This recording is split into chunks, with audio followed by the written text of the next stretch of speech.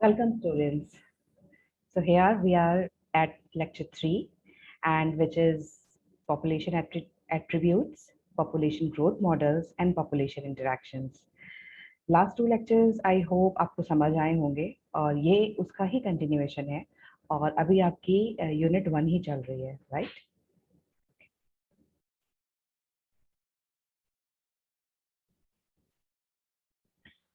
So आज हम बात करेंगे population attributes की.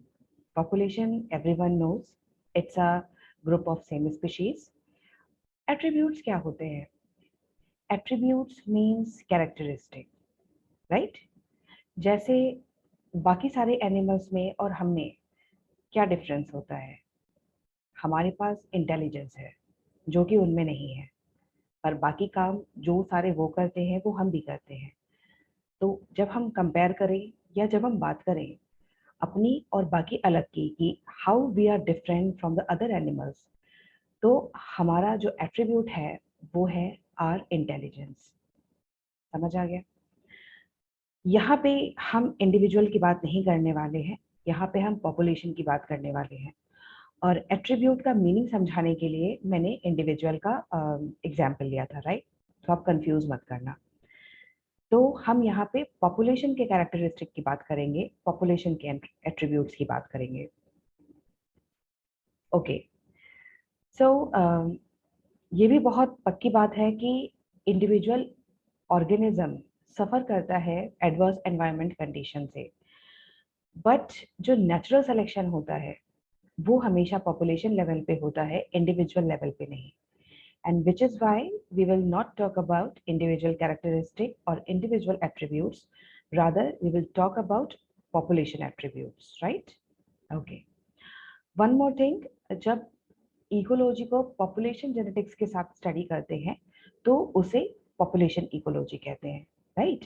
Population ecology is the study of ecology along with population genetics. Okay. Now, so what are the attributes of a population? So क्या होता है? A population has certain attributes which an individual does not have, like birth rate, like death rate, like sex ratio, like age ratio, right? जब भी यहाँ पे rate आ गया, rate means होता है बहुत सारा नंबर, ठीक है? तो इंडिविजुअल्स बर्थ देते हैं, उनकी डेथ भी होती है, लेकिन जब रेट की बात आ जाती है तो ये एक ब्रॉड टर्म की बात है जो कि पॉपुलेशन के कॉन्टेक्स्ट में कही जाती है, राइट? ओके. एज रेशियो जो लास्ट एट्रीब्यूट है वो फर्दर बेस करता है 3 इकोलॉजिकल एज ग्रुप्स में, and we all are very much aware of this कि पहली एज ग्रुप होती है प्री रिप्रोडक्टिव, दूसरी रिप्रोडक्टिव एंड तीसरी post reproductive. So age ratio को ब्रॉडली 3 टर्म्स में डिवाइड करके हम पॉपुलेशन एट्रीब्यूट की स्टडी करते हैं. और पॉपुलेशन की स्टडी, स्टैटिस्टिकल पॉपुलेशन की स्टडी कि कितना बर्थ रेट है, कितना सेक्स रेट है और कितना एज रेशियो है, इन सबको कंबाइंडली डेमोग्राफी कहते हैं. However I have not written on the slide. Okay, it is called age demography. Okay. Ecology में आप जैसे जैसे आगे बढ़ोगे आप बहुत सारे पिरामिड से इनकाउंटर होगे, ठीक है? जब हम आगे इकोसिस्टम में जाएंगे तब आप pyramid of number and pyramid of biomass पढ़ोगे और एंड सो ऑन. यहाँ पे क्योंकि हम पॉपुलेशन की बात कर रहे हैं और एज की बात कर रहे हैं, तो आपको ये 3 तरह के पिरामिड अपने बुक में मिलेंगे. आपने पढ़ा होगा, अभी आपका 12th का एग्जाम है हुआ है, तो व्हाट इज दैट? ये डिफरेंट नंबर ऑफ इंडिविजुअल को डिफरेंट पॉपुलेशन में जब प्लॉट किया जाता है तो हमें एज पिरामिड मिलता है. फॉर एग्जाम्पल, आप सीधे इस ग्राफ को देखो, इस बार ग्राफ को देखो, जिसमें जो पहली पॉपुलेशन है इसमें टाइटल है it is expanding one. Expanding कह रहा है, पर आप ये मत सोचना कि इसके हर एक बार का जो स्टेप है वो छोटा होता चला जा रहा है ना? जिसकी ब्रॉडनेस है वो कम होती चली जा रही है. तो how this population is expanding, it just mean कि सिंपली स्टेप बाय स्टेप आप आगे बढ़ रहे हो. इट्स अ बार डायग्राम, ठीक है? अब क्योंकि 3 एज ग्रुप में डिवाइड किया था हमने, पॉपुलेशन को एज रेशियो के कॉलम में, तो इन तीनों पॉपुलेशन को हमने 3 डिफरेंट कलर से दिखाया है। Like pink represents post reproductive population, green represent reproductive and yellow represent pre reproductive population. ठीक है, तो जब आपको पॉपुलेशन के ग्राफ में ऐसा लगे कि आप सीढ़ी पर जस्ट चलते चले जा रहे हो, ठीक है, that population is expanding. Expanding का ये भी मतलब है कि प्री रिप्रोडक्टिव मतलब समझ लो जो बच्चों का एज होता है वो वो नंबर ज्यादा है, उसके बाद रिप्रोडक्टिव थोड़ा सा कम हुआ और पोस्ट रिप्रोडक्टिव आगे बढ़ता चला जा रहा है। Stable population on the other hand वो होती है जहां पे प्री रिप्रोडक्टिव और रिप्रोडक्टिव दोनों इक्वल होते हैं। ठीक है, जितने प्री रिप्रोडक्टिव हैं उतने ही रिप्रोडक्टिव हैं, तब ये पॉपुलेशन स्टेबल होती है। आप स्टेबल पॉपुलेशन को जज करने के लिए ऊपर के ग्राफ्स में ना जा करके येलो और ग्रीन को कंपेयर करना। ठीक है, और declining population, it shows that कि जो तुम्हारा रिप्रोडक्टिव स्टेज है यानी कि ग्रीन वन और जो प्री रिप्रोडक्टिव है, ये दोनों आपस में एक दूसरे के ना तो इक्वल हैं और ना ही पहले के जैसे हैं, बल्कि कम हो रहे हैं, डिक्रीज होते हुए शो हो रहे हैं। राइट, ये यहाँ से डिक्रीज होते हुए शो हो रहा है ऐसे। That's why this population is known as declining. ये इक्वल है, दैट्स व्हाई स्टेबल, और ये एक्सपेंडिंग है, प्री रिप्रोडक्टिव एंड रिप्रोडक्टिव। देखो ये एक्सपेंडिंग है, ठीक है, ये कोन की तरह आगे बढ़ रही है इसलिए ये एक्सपेंडिंग है। राइट, तो एग्जाम में कुछ आएगा तो समझने में दिक्कत तो नहीं होगी। आई होप ये क्लियर हो गया। Okay, and one more important thing that males and females are combined together in pyramids. Okay, यहाँ पे मेल और फीमेल को अलग नहीं किया गया है। प्री रिप्रोडक्टिव में भी मेल और फीमेल एक साथ हैं, रिप्रोडक्टिव में भी और पोस्ट रिप्रोडक्टिव में भी। Correct? Okay, so now coming to population growth. Sorry,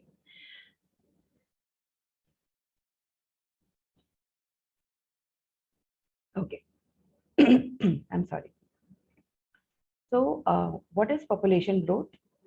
growth जानने के लिए हमें डेंसिटी जानना पड़ेगा, और जब भी ज्यादा ग्रोथ हो जाती है हम कहते हैं कि पॉपुलेशन बहुत डेंस है। राइट, तो पॉपुलेशन डेंसिटी होती है नंबर ऑफ इंडिविजुअल पर लैंड एरिया, मतलब एक निश्चित जगह पे कितने नंबर ऑफ इंडिविजुअल्स हैं, ये हमें पॉपुलेशन डेंसिटी बताती है। ओके, नाउ, और ये डिपेंड करती है 4 फैक्टर्स पे: नेटेलिटी, मोर्टेलिटी, इमिग्रेशन और immigration.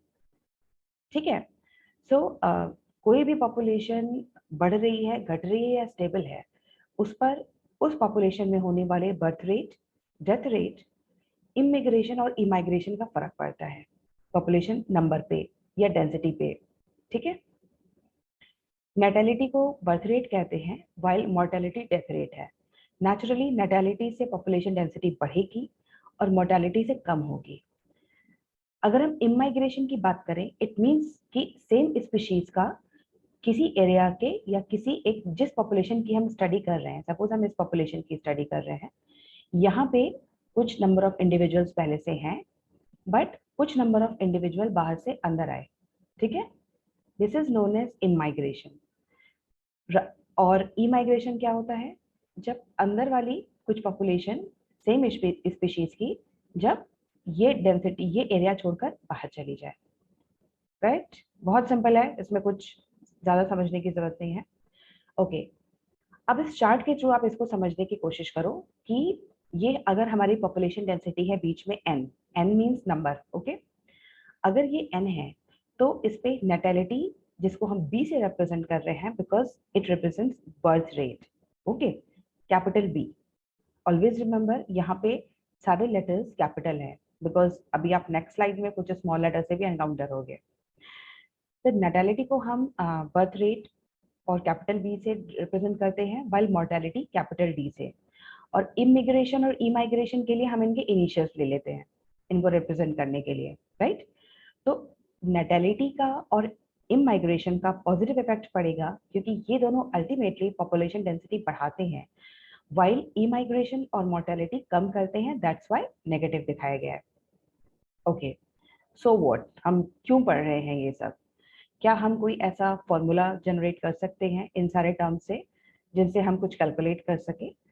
So answer is yes, and at the bottom of the slide you are watching a formula, और ये रिप्रेजेंट करता है if n is the population at time t, then density, population density time t+1 की हम calculate कर सकते हैं अगर हमें टाइम t पर पॉपुलेशन डेंसिटी पता है। कैसे? अगर हमें b पता है, हमें i पता है, हमें d पता है और हमें e पता है, तो हम ये कैलकुलेट कर सकते हैं बहुत आसानी से। ठीक है, जहां पे b प्लस आई प्लस हो जाएगा और नेगेटिव वाले एक साथ जुड़ के माइनस हो जाएंगे। सिंपल है। स्टार्टिंग में पॉपुलेशन इतनी थी, बाद में इन फैक्टर्स के आने और जाने से जो चेंज हुआ वो चेंज ये दिखाता है, और इन दोनों का सम अप t+1 टाइम पे पॉपुलेशन की डेंसिटी शो करता है।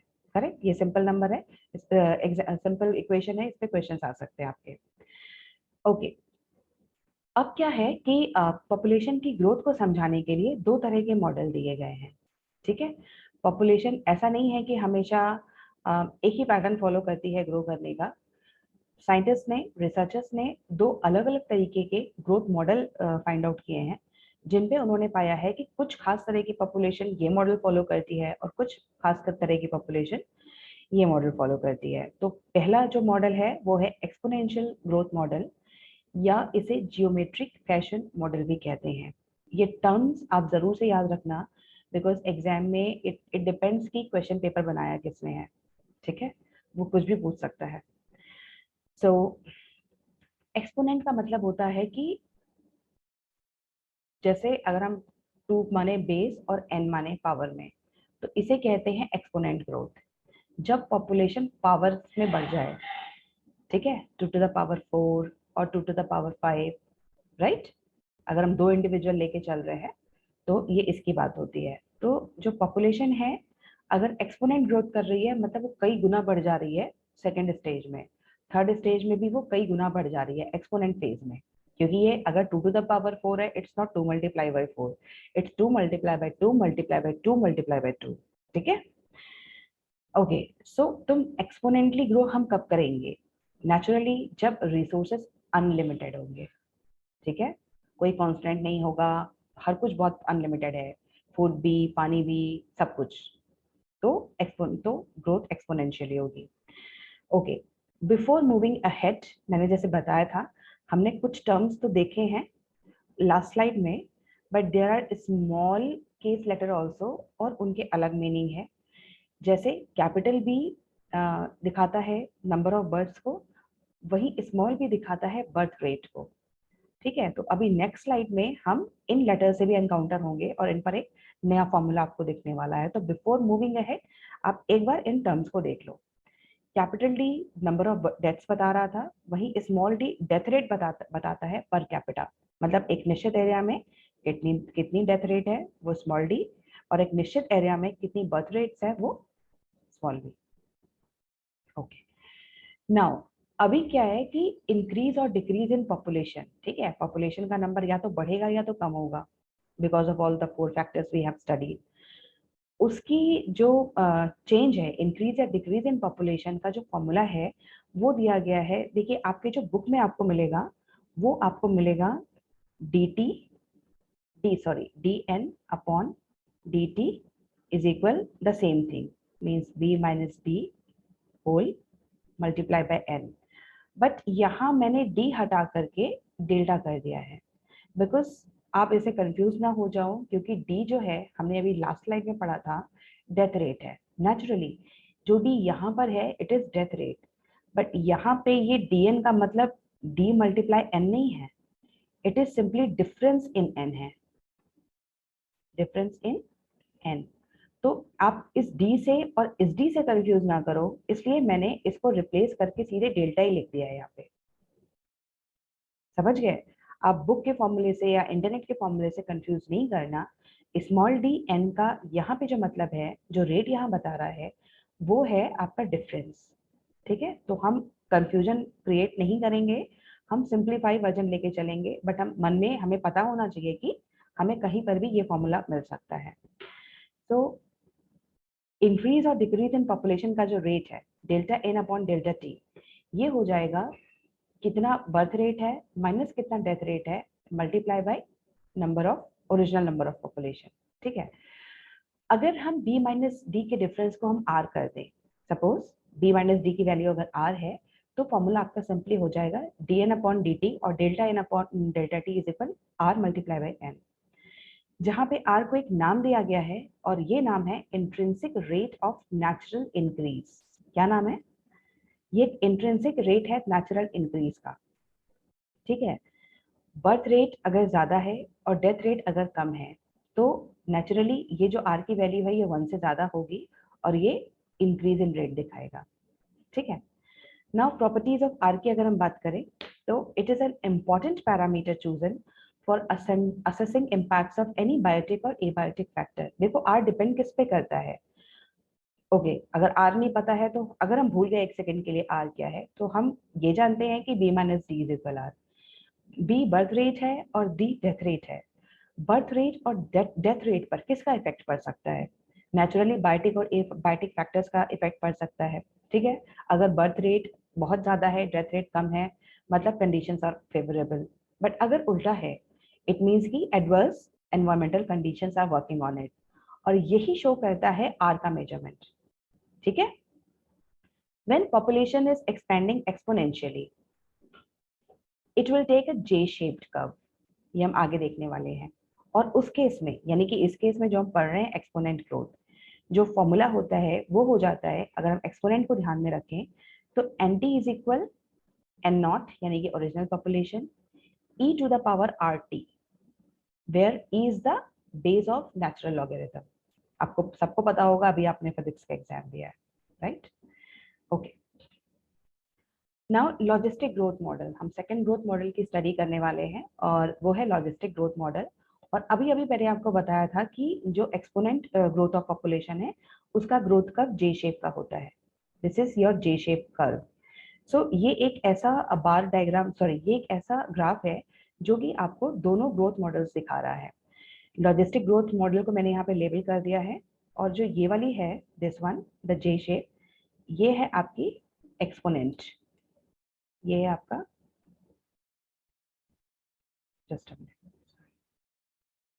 ये है आपका एक्सपोनेंट ग्रोथ मॉडल। ठीक है, ठीक है, okay I am not able to write here. So अब इसके लिए, इस मॉडल के लिए जो आपका पॉपुलेशन डेंसिटी कैलकुलेट करने का जो फॉर्मूला होता है, जो डिफरेंस का delta N upon delta T, वो होता है R N small R N multiply by capital K minus N divided by capital K. यहाँ पे हमने एक नया लेटर देखा capital K, which is known as the carrying capacity. ठीक है, ये इस पॉपुलेशन में एक नया टर्म दिया गया है कि पॉपुलेशन की कितनी कैरिंग कैपेसिटी है, कितना चेंज वो बियर कर सकता है। And this growth model is more realistic in nature because resources कभी भी अनलिमिटेड नहीं होते हैं। And as you can see from the graph it is a S shaped curve. देखो ये जो है ये आपका एस शेप्ड कर्व है। ठीक है, ओके, यहाँ पे डार्विन ने एक थ्योरी दी थी लाइफ हिस्ट्री ऑफ वेरिएशन की, जिसे डार्विन फिटनेस भी कहते हैं। और उनका ये कहना था कि पॉपुलेशन अगर ज्यादा है, मतलब अगर रिप्रोडक्शन अगर ज्यादा है, इट रिप्रेजेंट्स की पॉपुलेशन ज्यादा फिट है। मींस फिटनेस को उन्होंने रिप्रोडक्शन के टर्म्स में बताया था कि पॉपुलेशन अगर रिप्रोड्यूस अच्छे से कर रही है इट मींस कि वो पॉपुलेशन फिट ज्यादा है। ठीक है, okay, coming towards the next topic which is population interactions. जब अलग अलग स्पीशीज आपस में रहेंगी या जब दो पॉपुलेशन आपस में रहेंगे तो नेचुरली उनमें इंटरेक्शन होगा, और ये इंटरेक्शन कभी भी या तो कभी पॉजिटिव होता है, कभी नेगेटिव भी होता है, और कभी जीरो मतलब न्यूट्रल भी होता है। नेचुरली जब हम इंटरेक्शन की बात कर रहे हैं तो एटलीस्ट दो स्पीशीज स्टडी के लिए होनी चाहिए। तो स्पीशीज 1 और स्पीशीज 2 है, और इस टेबल में आप देखोगे 6 तरह के इंटरेक्शंस दिए हुए हैं: amensalism, mutualism, commensalism, competition, parasitism and predation. ठीक है, पहला जो एमेंसलिज्म है उसका स्पीशीज 1 पे नेगेटिव इफेक्ट पड़ता है, वाइल स्पीशीज 2 पे जीरो। ये जो नंबर्स हैं नेगेटिव 0 एंड 1, ये दिखाते हैं कि कैसा स्पीशीज 1 और 2 पे इनका इफेक्ट कैसा रहेगा। ठीक है, example cat and rat. Cat और रैट की लड़ाई में रैट का हमेशा नुकसान होता है, होता है कैट और रैट की लड़ाई में ये नुकसान होता है, वाइल स्पीशीज 2 जो कैट है वो अनचेंज्ड रहती है। ठीक है, म्यूचुअलिज्म, इसमें दोनों स्पीशीज को पॉजिटिव बेनिफिट होता है। ठीक है, कॉमनसेलिज्म एक स्पीशीज को इफेक्ट करती है वाइल दूसरी स्पीशीज न्यूट्रल रहती है। कंपटीशन में दोनों स्पीशीज को नेगेटिव इफेक्ट होता है क्योंकि एक ही चीज या एक ही रिसोर्स दोनों को चाहिए तो कम हो जाएंगे, शेयर कम हो जाएगा। पैरासिटिज्म नेचुरली वो एक ऑर्गेनिज्म को बेनिफिट करती है और दूसरे को हार्म करती है, और प्रिडेशन भी एक ऑर्गेनिज्म को बेनिफिट और दूसरे को हार्म करती है। प्रिडेशन में यहाँ पे दो मोर टर्म्स हैं आपको समझने के लिए, प्रिडेटर और प्रे। जहाँ प्रिडेटर शिकारी होता है जो कि शिकार करता है, और प्रे शिकार है जो कि शिकार होता है। ठीक है, और यहाँ पे आपके साइड में बहुत सारे एग्जाम्पल्स दिए हुए हैं। अब okay, so we will carry on this lecture या this topic in the next lecture because time काफी हो चुका है। सो तब तक आप रिवाइज कीजिएगा, and till than happy learning.